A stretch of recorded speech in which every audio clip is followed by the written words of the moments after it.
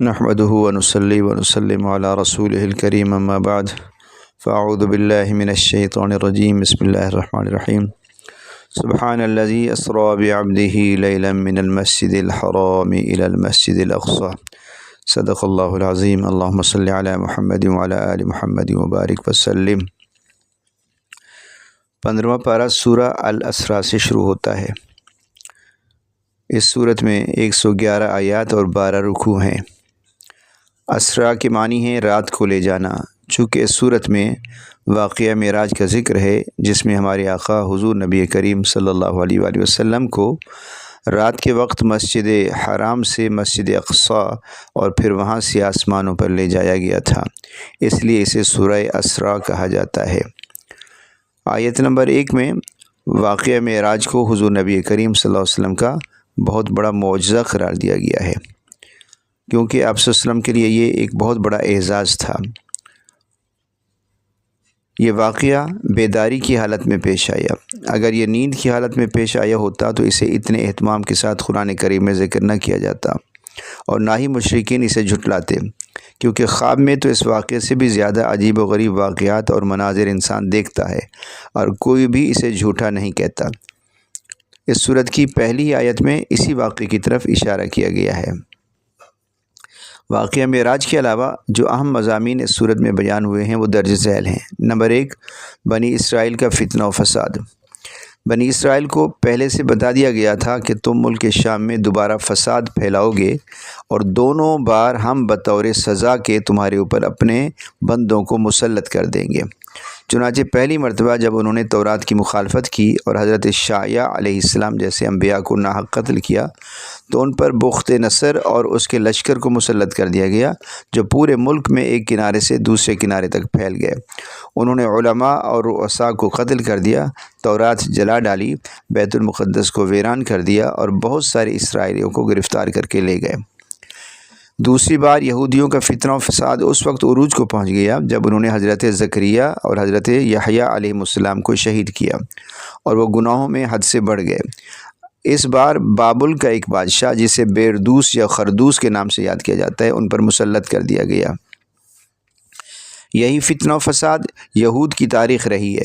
نبی کریم صلی اللہ علیہ وسلم کے زمانے میں بھی انہوں نے اپنے آباء و اجداد کی روایت کے مطابق جب جرائم اور سازشوں کی راہ اختیار کی تو ان پر مسلمانوں کو غلبہ عطا کر دیا گیا، جنہوں نے انہیں جزیرہ عرب سے نکال باہر کیا۔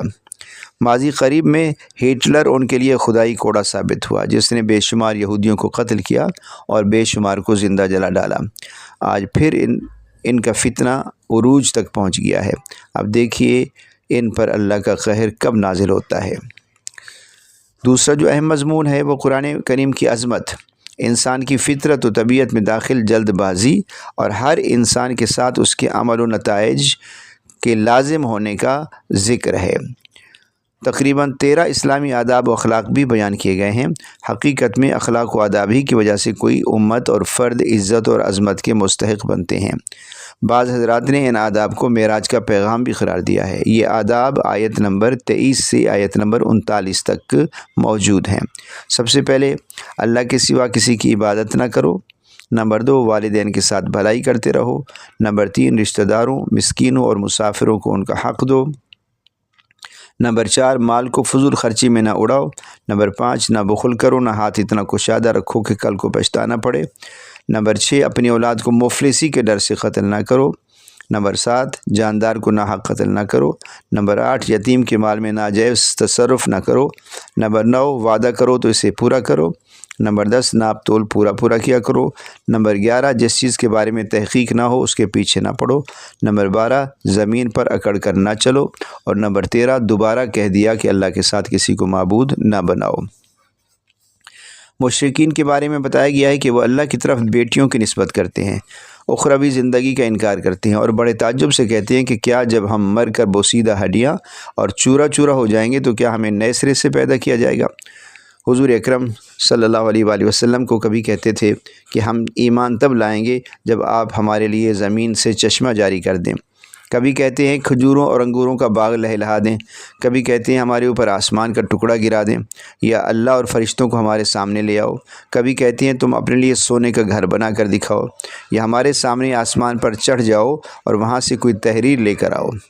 اس کے علاوہ اس صورت میں قرآن مجید کی عظمت و صداقت، اس کے نزول کے مقاصد اور اس کے معجزہ ہونے، اللہ کی طرف سے انسان کو عزت دیے جانے، اسے روح اور زندگی جیسی نعمت کے عطا ہونے، نبی کریم صلی اللہ علیہ وسلم کو نماز تہجد کا حکم دیا گیا ہے۔ حضرت موسیٰ علیہ السلام اور فرعون کا قصہ بھی اس آیت میں 101 سے 104 آیت تک بیان کیا گیا ہے، اور قرآن کریم کو تھوڑا تھوڑا نازل کرنے کی جو حکمت ہے وہ بھی اس صورت میں بتائی گئی ہے۔ آخر میں بتایا گیا ہے کہ اسماء الحسنہ یعنی سب سے خوبصورت اور اچھے نام اللہ ہی کے ہیں، اور انہی ناموں سے اللہ کو پکارا کرو۔ اس کے بعد سورہ کہف ہے، اس میں 110 آیات اور 12 رکوع ہیں۔ کہف غار کو کہتے ہیں کیونکہ اس سورت میں غار والوں کا قصہ بیان کیا گیا ہے، اس لیے اسے سورہ کہف کہا جاتا ہے۔ اس سورت کی فضیلت کے بارے میں متعدد احادیث ہیں۔ امام احمد، مسلم اور نسائی نے حضرت ابو درداء رضی اللہ عنہ سے روایت نقل کی ہے کہ جو شخص سورہ کہف کے آخری 10 آیات پڑھے گا وہ دجال کے فتنے سے محفوظ رہے گا۔ اہل علم کہتے ہیں کہ سنت یہ ہے کہ جمعہ کے دن یا رات میں سورہ کہف پڑھی جائے، کیونکہ نبی کریم صلی اللہ علیہ وسلم نے فرمایا جو شخص جمعہ کے دن سورہ کہف پڑھے گا اس کے لیے 2 جمعوں کے درمیان کو نور سے منور کر دیا جائے گا۔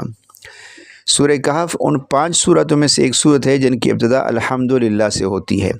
باقی 4 سورتیں سورہ فاتحہ، سورہ الانعام، سورہ سبا اور سورہ فاطر ہیں۔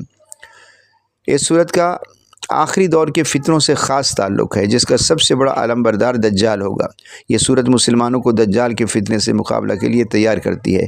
اس سورت میں جتنے اشارے، واقعات اور مثالیں گزری ہیں وہ سب ایمان اور مادیت کی کشمکش کو بیان کرتی ہیں۔ سورہ کہف میں 3 قصے اور 3 تمثیلیں بیان ہوئی ہیں۔ پہلا قصہ اصحاب کہف کا ہے۔ یہ وہ چند صاحب ایمان نوجوان تھے جنہیں دقیانوس نامی بادشاہ بت پرستی پر مجبور کرتا تھا۔ وہ ہر ایسے شخص کو قتل کر دیا کرتا تھا جو اس کی شرک کی دعوت کو قبول نہیں کرتا تھا۔ ان نوجوانوں کو ایک طرف مال و دولت کے انبار اور دوسری طرف زندگی کی عیاشیوں کی ترغیب دی گئی، اور دوسری طرف ڈرایا دھمکایا گیا اور جان سے مار دینے کی دھمکیاں دی گئیں۔ ان نوجوانوں نے ایمان کی حفاظت کو ہر چیز پر مقدم جانا اور اسے بچانے کی خاطر نکل کھڑے ہوئے۔ چلتے چلتے شہر سے بہت دور ایک پہاڑ کی غار تک پہنچ گئے۔ انہوں نے اس غار میں پناہ لینے کا ارادہ کیا۔ جب وہ غار میں داخل ہو گئے تو اللہ نے انہیں گہری نیند سلا دیا۔ یہاں وہ 309 سال تک سوتے رہے۔ جب نیند سے بیدار ہوئے تو کھانے کی فکر ہوئی۔ ان میں سے ایک کھانا خریدنے کے لیے شہر آیا، وہاں اسے پہچان لیا گیا، کیونکہ 3 صدیوں میں حالات بدل چکے تھے۔ اہل شرک کی حکومت ختم ہو چکی تھی اور اب مومنوں کی حکومت جو ہے وہ آ چکی تھی۔ ایمان کی خاطر گھر بار چھوڑنے والے یہ نوجوان ان کی نظر میں قومی ہیروز کی حیثیت اختیار کر گئے تھے۔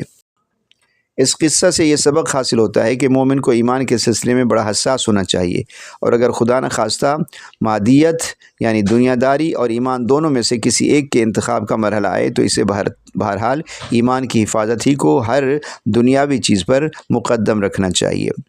دوسرا قصہ حضرت موسیٰ علیہ السلام اور حضرت خضر کا ہے۔ سیدنا موسیٰ علیہ السلام کو جب اللہ کی طرف سے یہ اطلاع دی گئی کہ سمندر کے کنارے ایک ایسے صاحب رہتے ہیں جن کے پاس ایسا علم ہے جو آپ کے پاس نہیں ہے، تو آپ ان کی تلاش میں نکل کھڑے ہوئے۔ چلتے چلتے آپ سمندر کے کنارے پہنچ گئے۔ یہاں آپ کی ملاقات حضرت خضر علیہ السلام سے ہوئی اور آپ نے ان سے ساتھ رہنے کی اجازت مانگی۔ انہوں نے اس شرط کے ساتھ اجازت دی کہ آپ کوئی سوال نہیں کریں گے۔ پھر 3 واقعات پیش آئے۔ پہلا واقعہ، حضرت خضر علیہ السلام نے اس کشتی کو پھاڑ ڈالا جس کے مالکان نے انہیں کرایہ لیے بغیر بٹھا لیا۔ دوسرا واقعہ، ایک معصوم بچے کو قتل کر دیا۔ تیسرا واقعہ، ایک ایسے گاؤں میں گرتے ہوئی بوسیدہ دیوار کی تعمیر شروع کر دی جس گاؤں والوں نے انہیں کھانا تک کھلانے سے انکار کر دیا تھا۔ حضرت موسیٰ علیہ السلام تینوں مواقع پر خاموش نہ رہ سکے اور بور پڑے کہ آپ نے ایسا کیوں کیا۔ تیسرے سوال کے بعد حضرت خضر علیہ السلام نے جدائی کا اعلان کر دیا کہ اب آپ میرے ساتھ نہیں چل سکتے۔ البتہ تینوں واقعات کی اصل حقیقت انہوں نے آپ کے سامنے بیان کر دی۔ فرمایا، کشتی کا تختہ اس لیے توڑا تھا کیونکہ آگے ایک ظالم بادشاہ کے کارندے کھڑے تھے جو ہر سالم اور نئی کشتی زبردستی چھین رہے تھے۔ جب میں نے اسے عیب دار کر دیا تو یہ اس ظالم کے قبضے میں جانے سے بچ گئی۔ یوں ان غریبوں کا ذریعہ معاش محفوظ رہا۔ बच्चे को इसलिए कत्ल किया क्योंकि ये बड़ा होकर वालिदैन के लिए बहुत बड़ा फितना बन सकता था, जिसकी वजह से मुमकिन था कि वो उन्हें कुफ्र की नजासत में मुब्तला कर देता, जबकि अल्लाह नहीं चाहता था कि उसके इंतहाई नेक वालिदैन महज उसकी मोहब्बत में ईमान से महरूम हो जाएं। इसलिए अल्लाह ने उसे मारने का और उसके बदले उन्हें बाकिरदार और मोहब्बत व अताअत करने वाली औलाद देने का फ़ैसला फरमाया। गिरती हुई दीवार इसलिए तामीर की क्योंकि वो 2 यतीम बच्चों की मिल्कियत थी। उनके वालिदैन अल्लाह के नेक बंदे थे। दीवार के नीचे ख़जाना छुपा था।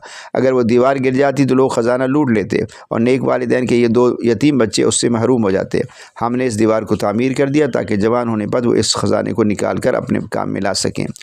हज़रत मूसा और हज़रत खिज़र अलैहिस्सलाम के वाक़े से हमें ये सबक मिलता है कि हमारे सामने शब व रोज़ जो वाक़यात पेश आते हैं, किसी को जवानी या बचपन में मौत आ जाती है, कोई हादसे का शिकार होकर ज़ख्मी हो जाता है, किसी की इमारत गिर जाती है, किसी का चलता हुआ कारोबार ख़त्म हो जाता है, तो इन तमाम वाक़यात के पस पर्दा बड़ी अजीब व गरीब हिकमतें और हक़ाइक़ पोशीदा होते हैं। इस दुनिया के ज़ाहिर और बातिन में बड़ा इख्तिलाफ़ है। इंसान की नज़र ज़ाहिर में उलझी रहती है और बातिनी राज़ों के इदराक से उसकी अक़ल क़ासिर रह जाती है। ये क़िस्सा दुनियादारों और जो ज़ाहिर को सब कुछ समझने वाले हैं और उसके पस पर्दा किसी हकीम व ख़बीर की हिकमत के वजूद से इनकार करते हैं, उनके लिए भी नसीहत है। तीसरा क़िस्सा ज़ुल्क़रनैन का है, लेकिन इंशाअल्लाह हम 16वें पारे में इसके अहम मज़ामीन ज़िक्र करेंगे। इन वाक़यात के अलावा 3 मिसालें भी सूरह कहफ़ में ज़िक्र की गई हैं। पहली मिसाल एक क़िस्सा की सूरत में पेश की गई है। यह क़िस्सा एक ऐसे शख्स का है जो 2 इंतहाई ज़बरदस्त और कीमती बागों का मालिक था। इन बागात के अलावा माल दौलत के उसके बाद कई असबाब थे। दौलत की कसरत ने उसे गुरूर और फ़ख्र में मुब्तला कर दिया था। वो बड़े बड़े दावे करने लगा। उसे ये गलत फहमी हो गई कि ये दौलत उसे हमेशा हासिल रहेगी और उस पर कभी भी ज़वाल नहीं आएगा। उसका ख्याल था कि अव्वल तो क़यामत कायम ही नहीं होगी और अगर हुई भी तो वहाँ भी मुझे खुशहाली हासिल रहेगी। उसके साहिब ईमान दोस्त ने उसे समझाने की कोशिश की कि असबाब को खुदा का दर्जा मत दो, इन्हें सब कुछ ना समझो, अल्लाह को हरगिज़ ना भूलो, इस कायनात में वही कुछ होता है जो वो चाहता है। लेकिन दौलत ने उसकी आंखों पर ऐसी पट्टी बांध दी कि सूरज से भी ज़्यादा ये रोशन हकीकत उसकी समझ में न आ सकी। फिर अल्लाह का अज़ाब आया और उसके बागात जलकर कोयला हो गए। तबाही और बर्बादी के बाद वो पछताने लगा कि ऐ काश मैंने शिरक ना किया होता और असबाब को खुदा का दर्जा ना दिया होता, मगर इसका पछतावा उसके किसी काम ना आया।